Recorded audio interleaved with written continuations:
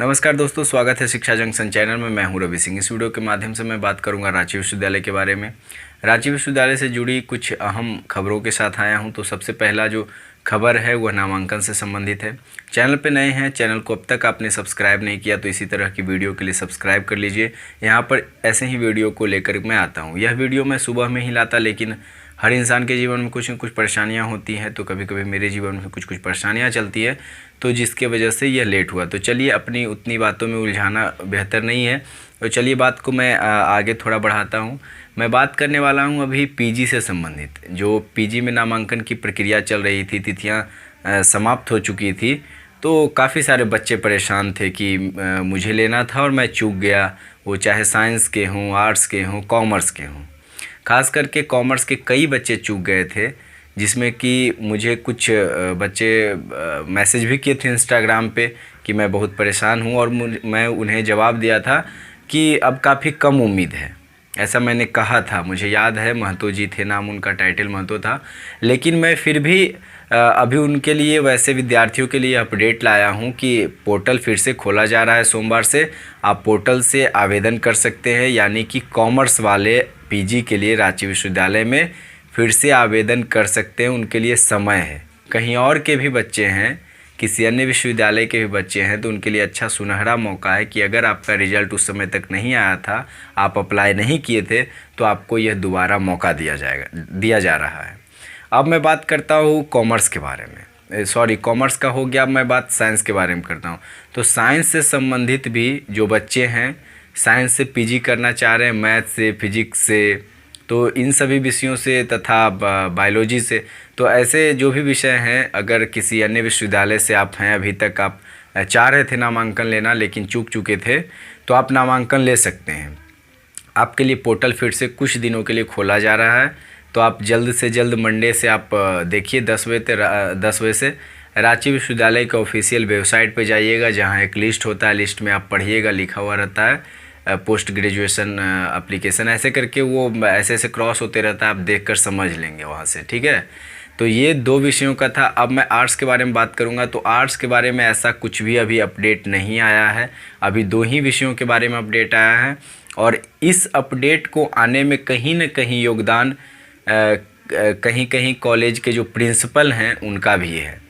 और मुख्य रूप से जो मैंने बात किया था कि मुझे इंस्टाग्राम पे मैसेज किए थे, एक मेहता जी थे या महतो जी, जो भी हो, तो वो एक बच्चे थे, वो डोरंडा महाविद्यालय से थे, और वो बोले कि मेरा रिजल्ट आया, उसके बाद क्लोज हो चुका था रांची विश्वविद्यालय का, तो मैं नहीं अप्लाई कर पाया। और अभी अब क्या हो गया है कि सभी कॉलेज जो रांची विश्वविद्यालय के अंतर्गत हैं, सबका एक साथ अप्लाई होता है। तो इस वजह से परेशानियां उनको आ रही थी। तो डोरंडा कॉलेज के जो प्रिंसिपल हैं VS तिवारी जी, वो धनी व्यक्तित्व के हैं। वो, उन्हें मैं व्यक्तिगत तौर पे भी जानता हूँ। तो वैसे जो भी प्रिंसिपल होते हैं, वह बच्चों के हित में ही कार्य करते हैं। तो कहीं न कहीं उन्होंने संपर्क साधा होगा विश्वविद्यालय से, तभी यह संभव हो पाया। तो ये क्षमता रहना चाहिए हर एक पद पे रहने वाले हर एक व्यक्ति का, तभी देश का और राज्य का तरक्की संभव है। तो आज ऐसा कुछ हो सकता है कि प्रिंसिपल ही किए होंगे, तभी यह पॉसिबल है। क्योंकि एक दो बच्चे के करने से नहीं होगा। या तो कोई छात्र संघ के, जो छात्र संघ के नेता होते हैं, उनके द्वारा यह संभव है, विरोध प्रदर्शन वगैरह करके। या फिर कोई पद पे जो विद्यमान हैं, वो बड़े प्रोफेसर हों, बड़े टीचर हों, प्रधानाचार्य हों, हेड ऑफ डिपार्टमेंट हों, HOD हों। तो या फिर कुछ मेरे जैसे भी छोटे छोटे जो प्रस्तुत करता हैं आप लोगों के लिए मैं एक प्रस्तुत करता हूँ, आपकी बातों को मैं प्रस्तुत करता हूँ। तो मैं भी पिछले साल B.Ed का, जहाँ तक मैं काउंसलिंग कैंसिल करवाने में, जो गलत काउंसलिंग हुआ था उसको मैं कैंसिल करवाने में सफल हो पाया था। तो मेरे पास भी छोटी मोटी उपलब्धियाँ हैं जो साथ चल रही है।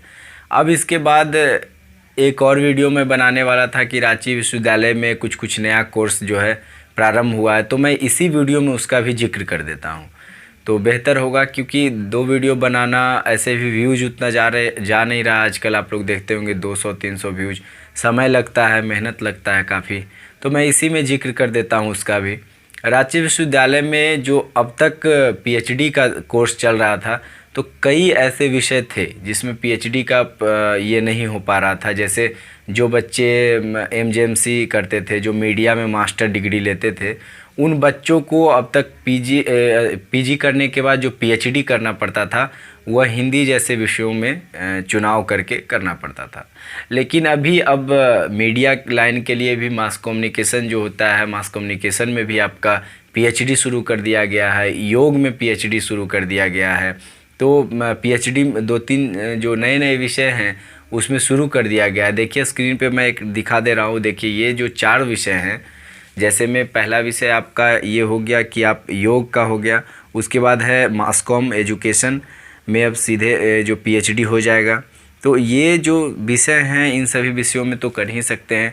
उसके बाद कुछ कुछ कॉलेजों को पीजी के लिए कई विषयों के लिए मान्यता दिया गया है। जैसे में कि रामलखन सिंह यादव कॉलेज है, उसमें स्नातकोत्तर यानी कि पीजी भूगोल में नहीं होता था, तो वो मान्यता दिया गया है ज्योग्राफी से। अब वहाँ से बच्चे पीजी कर सकेंगे। फिर एक कॉलेज मेमोरियल कॉलेज है, मेमोरियल कॉलेज को भी कई विषयों में दिया गया है मान्यता। तो उतना तो मुझे याद नहीं है विषयों के बारे में, तो मैं यहाँ पे स्क्रीन पे दिखा दे रहा हूँ कौन कौन से विषय हैं, देख लीजिए आप। उसके बाद मैं बात करता हूँ कि अन्य कॉलेज और कौन से कॉलेज हैं। तो कुछ कुछ जैसे में सिल्ली है, सिल्ली का जो कॉलेज है उसमें भी कुछ कुछ नए विषयों को स्नातकोत्तर के लिए शामिल किया गया है, नए विषयों को दिया गया है। डोरंडा महाविद्यालय में भी कुछ नए विषयों को दिया गया है। डोरंडा में तो पीजी काफ़ी पहले से हो रहा है, लेकिन अभी जो इस वर्ष कुछ कुछ नए विषय दिए गए हैं। उसी तरह से सिल्ली में जैसे रेडियो जॉकी से लेकर के कई कोर्स का भी दिया गया, पीजी का भी दिया गया। तो ये रांची विश्वविद्यालय का जिस तरह से दिन प्रतिदिन बढ़ता जो कदम है वो काफ़ी अच्छा है कि रांची विश्वविद्यालय दिन प्रतिदिन आगे बढ़ रहा है, तरक्की कर रहा है। अभी एक शिक्षाविद थे हमारे जान पहचान में, उनसे भी मेरी बात कुछ दिनों पहले हो रही थी, तो उन्होंने बोला था कि एक प्रोग्राम हमारे चैनल पे आने वाला है, उसमें उनसे मैं रूबरू करवाऊंगा। तो उन्होंने बोला था बातचीत के दरमियान कि जिस तरह से राज्य विकास कर रहा है, तो कहीं न कहीं इस विकास के दौर में जो गरीब घर का विकास कुमार कहीं न कहीं है वह छिपा न रह जाए।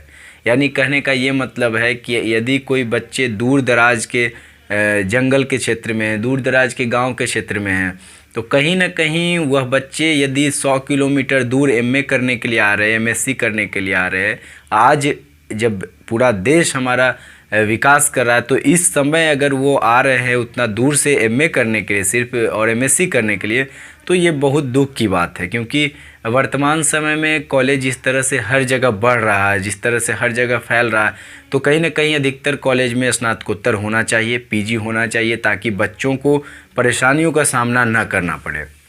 उसी तरह से बीएड का भी जो समय है, काफ़ी विकास हुआ, काफ़ी नए सारे कॉलेज आए, लेकिन फिर भी जो प्राइवेट कॉलेज जिस कदर बढ़ा, तो कहीं न कहीं उस कदर सरकारी का कद थोड़ा छोटा रह गया। थोड़ा और ज़्यादा जाना चाहिए। अधिकतर 2-4 कॉलेज पे एक बीएड कॉलेज सरकारी होना चाहिए।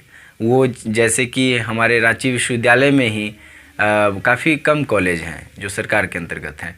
तो ये दुख की बात है। कहीं न कहीं हर चीज़ में विकास हो रहा है, तो शिक्षा के क्षेत्र में कुछ ऐसा विकास होना चाहिए जिससे कि गरीब तबका, जिससे ग्रामीण तबका, जिससे निचला वर्ग मैं एक यहाँ पे जाति का बात नहीं करता हूँ। मैं कभी भी जाति देख कर के बातें नहीं करता हूँ कि ये जाति नीचे है, ये जाति ऊपर है, क्योंकि हर जात में ऊपर नीचे होता है।